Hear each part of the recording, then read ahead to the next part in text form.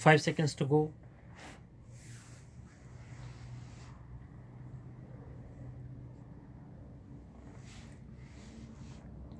Start.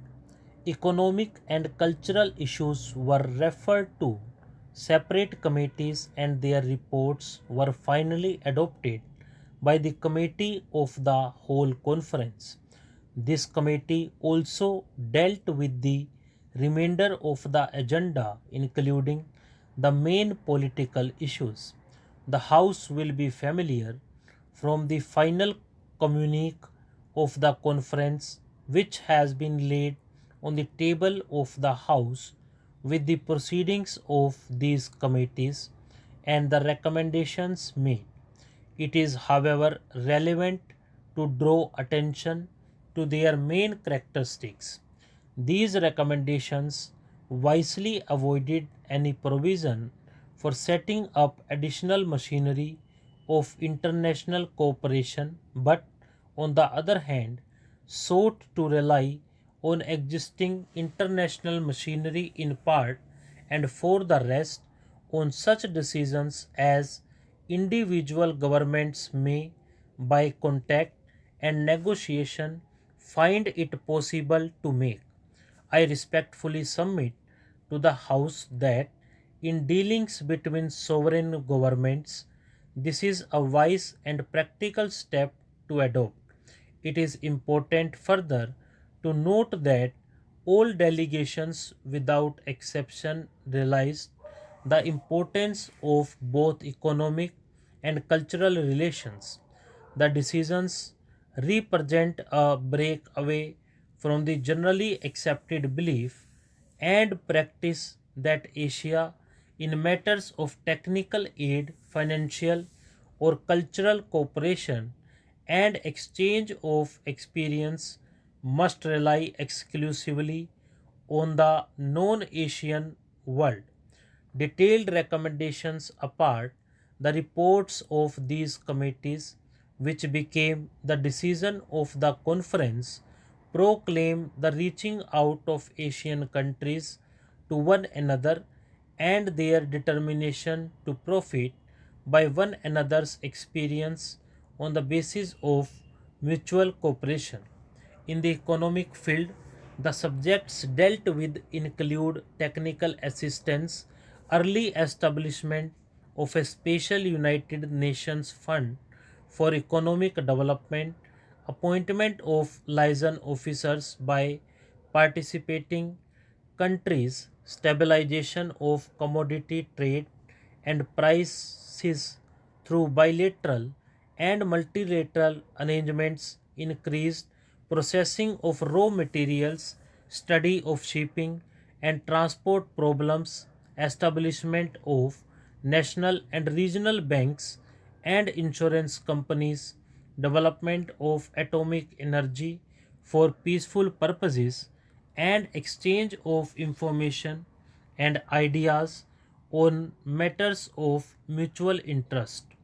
In the cultural field, the conference similarly dealt with a wide range of subjects, recognizing that the most powerful means of promoting understanding among nations is the development of cultural cooperation.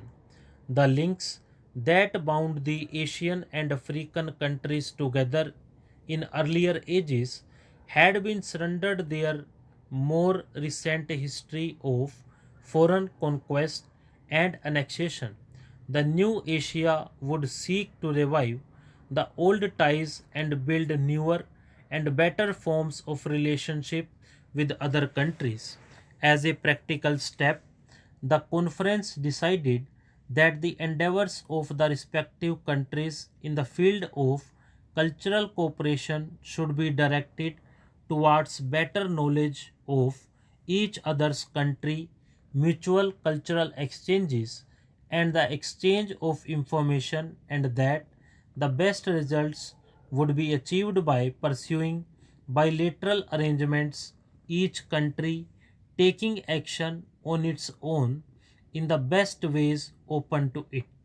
The work of the committee of the whole conference was devoted to problems mainly grouped under the headings of human rights and self determination, problems of dependent peoples, and the promotion of world peace and cooperation. Under each head were grouped a large number of specific problems. In the consideration of human rights and self determination, specific problems such as racial discrimination and segregation were considered.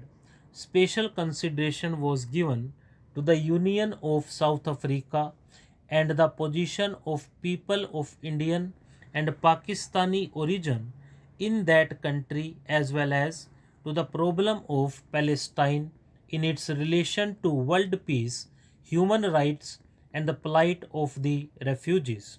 The problem of dependent peoples or colonialism was the subject which at once created both pronounced agreement and disagreement in the condemnation of colonialism in its well understood sense, namely the rule of one people by another with its attendant evils.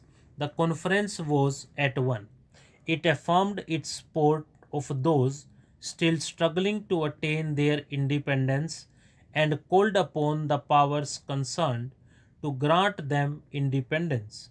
Special attention was paid to the problem of Morocco, Tunisia, and Algeria, as well as to West Iran, Eden, which is a British protectorate and is in a different category, also came in for consideration.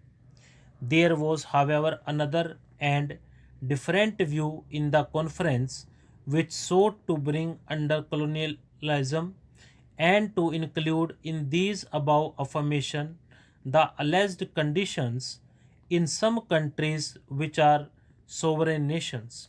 Some of these are members of the United Nations, and all of them are independent in terms of international law and practice. They have diplomatic relations with ourselves and other countries of the world, including the big powers. It appeared to us that, irrespective of whether views may be held in regard to the conditions prevailing in these countries or of relationships that may exist between the Soviet Union and them, they could in no way be called colonies, nor could their alleged problems come under the classification of colonialism.